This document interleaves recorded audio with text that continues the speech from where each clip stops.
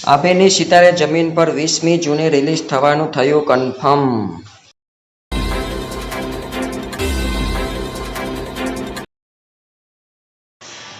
આમિર ખાનની સિતારે જમીન પર તારીખ 20મી જૂનની નિર્ધારિત તારીખે જ રિલીઝ થશે એ કન્ફર્મ થઈ ગયું છે। ફિલ્મની ટીમ દ્વારા એક પોસ્ટર રિલીઝ દ્વારા આ તારીખ કન્ફર્મ કરાઈ હતી।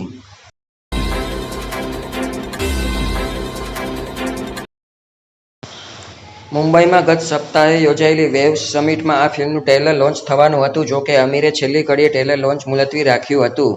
તે પરથી ફિલ્મની રિલીઝ પણ આઘી પાછી થશે કે કેમ તે અંગે અટકળો શરૂ થઈ ગઈ હતી।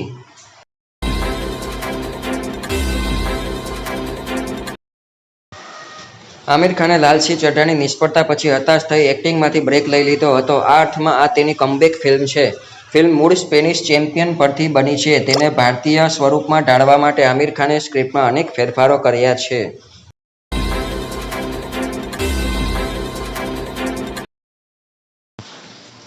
શરૂઆતમાં તેણે સલમાન ખાનને આ ફિલ્મ ઓફર કરી હતી, પરંતુ સલમાને આ ઓફર ફગાવી દીધી હતી।